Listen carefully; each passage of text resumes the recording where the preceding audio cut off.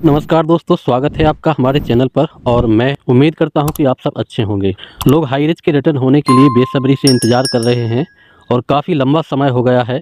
सभी को पता है हाई रिस्क का हेयरिंग लगातार आगे बढ़ रहा है और तारीख पे तारीख मिल रहा है। तो इस वीडियो में हम जानेंगे कि 15 से 20 दिनों में हाई रिस्क में क्या चला और उसका क्या प्रक्रिया होगा। हाई रिस्क कब तक बैक हो सकता है, हाई रिस्क में जो हमारा पैसा लगा है वह हमको कब तक मिल सकता है, यह सब डिटेल हम इस वीडियो में जानेंगे और इसका जो भी प्रोसेस है पूरी तरह से अच्छे से हम समझेंगे। मैं अभी 15 से 20 दिनों से काफ़ी बिजी होने के कारण आप सबको अपडेट नहीं दे पाया, तो उसके लिए सॉरी कहना चाहूँगा और आगे हाई रिस्क के सभी अपडेट आपको समय से देने की पूरी कोशिश करूँगा। तो हाई रिस्क का जो हेयरिंग 4 जनवरी को था उसमें शानदार तरीके से बहस हुआ। हाई रिस्क पर जो ऑब्जेक्शन लगाए गए थे अपोजिट पार्टी ने, उस पर अच्छे से डिस्कस हुआ। लेकिन हाई रिस्क के केस को सुनने के लिए नए जज आए हैं। इस वजह से जाहिर सी बात है कि वो केस को पूरी तरह से स्टडी करेंगे, समझेंगे और केस को समझने के लिए उन्हें भी समय चाहिए। इसके बाद जजमेंट वो दे पाएंगे। तो जाहिर सी बात है कि इसमें समय लगेगा तो इसमें टाइम और बढ़ेगा। तो ये जजमेंट जब हमारे लिए आएगा, यही हमारे लिए बहुत ही इम्पोर्टेंट है, क्योंकि कोर्ट पर ही निर्भर है कि हाई रिस्क का भविष्य क्या है। इसके पहले जो पहले के जज थे वो अपना निर्णय देने वाले थे, लेकिन नए जज आने के कारण वो यहाँ से रिटायर्ड हो गए हैं। दूसरे जज यहाँ पर आए हैं इस केस को देखने के लिए और इस वजह से इसका टाइम और बढ़ गया है और इसमें टाइम बढ़ेगा तो जाहिर सी बात है कि इसकी हेयरिंग आगे बढ़ेंगी। तो अब 4 तारीख के बाद और भी हेयरिंग हुए हैं, वो लगातार 2-3 दिन के अंतराल पर ये हेयरिंग का डेट आगे बढ़ा है। तो हाई रिस्क का जो हेयरिंग 4 जनवरी को था उसमें शानदार तरीके से बहस हुआ, लेकिन हाई रिस्क के केस को सुनने के लिए नए जज आए हैं और जब नए जज आए हैं तो जाहिर सी बात है कि उन्हें भी केस को समझने के लिए समय चाहिए और इसके बाद ही वो जजमेंट दे सकते हैं, कोई भी निर्णय दे सकते हैं। क्योंकि इसी बीच में हाई रिस्क ने भी अपने केस को अच्छे तरीके से लड़ने के लिए, अपने न्याय लेने के लिए 4-5 वकीलों को हायर किया है। हाई रिस्क के सबसे पुराने जो वकील हैं वह है शिव कुमार सर, और शिव कुमार सर ही हैं जो शुरू से इस केस को देख रहे हैं और लड़ रहे हैं। तो उन्होंने हाई रिस्क के केसेस में अच्छे तरीके से अपना केस लड़ा है, बहस की है और इसकी प्रक्रिया को आगे बढ़ाया है।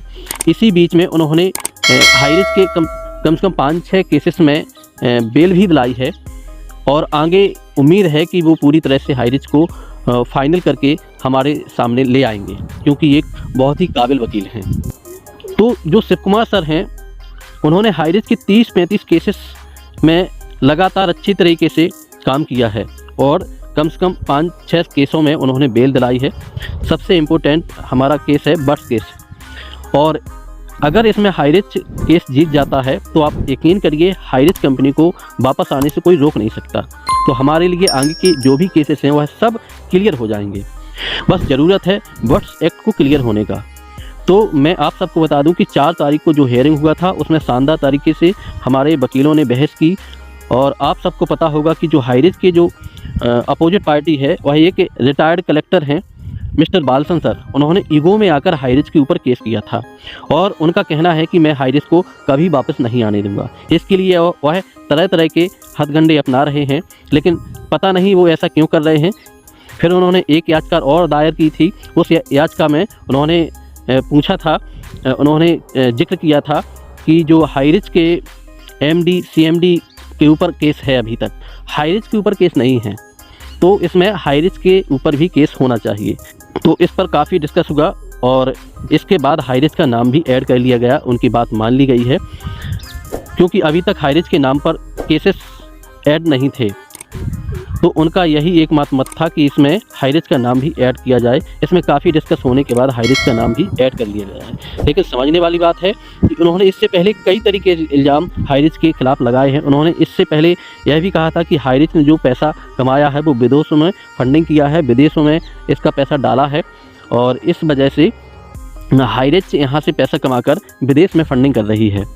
तो उनका कुल मिला के मेन मोटिव यही है कि हाई रिस्क को डिले किया जाए। हाई रिस्क के केसेस में ज़्यादा से ज़्यादा समय लगना चाहिए, जल्दी से क्लियर नहीं होना चाहिए।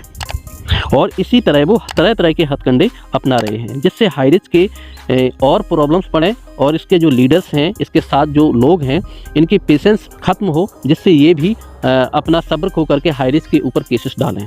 लेकिन समझने वाली बात एक है कि हाई रिस्क में ग्लोबली पैसा लगा हुआ है। जब ग्लोबली पैसा लगा हुआ है तो ग्लोबली इसमें लोग केसेस करेंगे, जिससे इसके प्रॉब्लम्स और क्रिएट होंगे। तो इस तरह से हाई रिस्क के ऊपर राजनीति हो रहा है और हथकंडे अपनाए जा रहे हैं।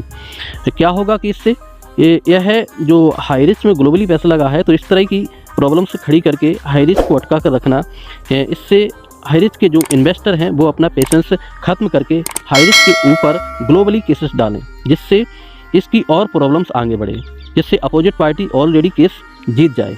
लेकिन मैं आप सबको बताना चाहता हूं कि हाई रिस्क ने पहले ही दिन से बहुत ज़्यादा ट्रस्ट इकट्ठा किया था, लोगों का विश्वास जीता था, जिस कारण लोगों ने बहुत सारा इन्वेस्टमेंट हाई रिस्क में किया और पहले ही दिन से हाई रिस्क ने अपना समय से पेमेंट दिया, किसी एक भी दिन किसी का पेमेंट डिले नहीं किया। यह कंपनी बहुत ही इसमें स्ट्रॉन्ग है और एक कंपनी का बहुत ही प्लस पॉइंट है। जब तक हाई रिस्क का अकाउंट फ्रीज नहीं था तब तक कंटिन्यू तरीके से लोगों को पेमेंट किया गया और लोगों को जो भी पैसा बनता था उसका पैसा दिया गया, जिस कारण लोगों का बिलीव बहुत ही ज़्यादा है हाई रिस्क के ऊपर। और इसी कारण हाई रिस्क के ऊपर लीडर्स का सबसे ज़्यादा विश्वास था और आज भी है। कहीं ना कहीं लोग दिल से हाई रिस्क को चाहते हैं, जिस कारण ग्लोबली इसमें केसेस लोग नहीं डाल रहे हैं, क्योंकि इसमें ट्रस्ट है उनको और वो अपना पेशेंस बनाए रखे हुए हैं। तो इस तरह मिस्टर बालसन सर तरह तरह के हथकंडे अपनाते हैं और जो अपोजिट और पार्टी है वो भी तरह तरह के हथकंडे अपना रही है। तो इसका नेक्स्ट हियरिंग 5 तारीख को रखा गया, फिर इसके बाद 5 तारीख को थोड़ा सा डिस्कस हुआ। इसका नेक्स्ट हियरिंग 10 तारीख को भी होगा। 10 तारीख का फिर उसमें भी कुछ ज़्यादा बहस नहीं होगा। इसके बाद 15 जनवरी को नेक्स्ट हियरिंग होगा और 15 जनवरी को भी कुछ खास नहीं होगा। इसको बढ़ा करके 17 जनवरी कर दिया गया। 17 जनवरी को थोड़ा सा वहाँ पर डिस्कस होगा और इसे नेक्स्ट बढ़ा करके 23 जनवरी को उसका नेक्स्ट हियरिंग किया गया। तो इस तरह से नेक्स्ट हियरिंग 1, 2, 4 दिन के अंदर बढ़ाई जा रही हैं। तो अब देखने वाली बात है कि अगली हियरिंग में क्या होता है। उसका जो भी इन्फॉर्मेशन होगा, जो भी उसका अपडेट होगा, आप सबको हम देने की कोशिश करेंगे। लेकिन एक समझने वाली बात है, जब किसी भी केस में इतनी जल्दी तारीख पड़ती है तो उसका डिसीजन होने का समय नज़दीक होता है।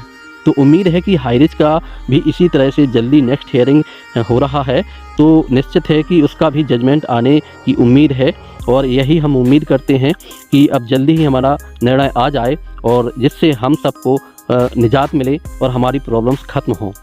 जब तक इस तरह से किसी भी केसेस में जल्दी तारीख नहीं मिलती हैं तो उसका जजमेंट बहुत ही जल्दी आने की उम्मीद नहीं होती है। लेकिन हमारे केसेस में, हाई रिस्क के केसेस में जल्दी हियरिंग हो रही है, तो ये हमारे लिए प्लस पॉइंट है और जल्दी ही इसका जजमेंट आना चाहिए। तो पेशेंस बनाए रखें और हाई रिस्क ज़रूर वापसी करेगी। बस समय थोड़ा सा अभी और चाहिए और इसमें और ज़्यादा समय लग सकता है, तो वेट करिए। अभी तक हमने इतना समय दिया है, बस थोड़ा सा समय है और लगने वाला है। तो आगे जो भी जितना भी समय लगेगा और हम सबको एक पॉजिटिव जजमेंट की तरफ लेकर जाएगा। तो 100% हाई रिस्क वापसी करेगी, ये हमें उम्मीद है, क्योंकि अभी तक जो भी अपोजिट पार्टी है इसके जो भी इल्ज़ाम है वो प्रूफ नहीं कर पाए हैं। हम उम्मीद करेंगे कि जो निर्णय आएगा वो हमारे हाई रिस्क के पक्ष में होगा। तो आपको किसी के बहकावे में नहीं आना है, बस थोड़ा सा वेट करना है, क्योंकि अभी इतना समय दिया है, लगभग 1 साल से ज़्यादा का समय हो गया है। बस थोड़ा सा पेशेंस और बना के रखना है, जजमेंट ज़रूर आएगा, क्योंकि हाई रिस्क पूरी तरह से सही है और उसने किसी के साथ गलत नहीं किया है। तो ज़रूर हमारा जो भी डिसीजन होगा हमारे पक्ष में होगा, हमारे लिए अच्छा होगा। तो आइए देखते हैं 23 जनवरी को उसका क्या अपडेट होता है, क्या हमें इन्फॉर्मेशन मिलता है। इसमें हम जो भी हमें इन्फॉर्मेशन मिलेगा आप सबको देने की कोशिश करेंगे और इस जो भी अपडेट होंगे, जो भी इन्फॉर्मेशन होगा, आपको समय से देने की कोशिश करेंगे। चलिए मिलते हैं अगले वीडियो में, तब तक के लिए नमस्कार, धन्यवाद।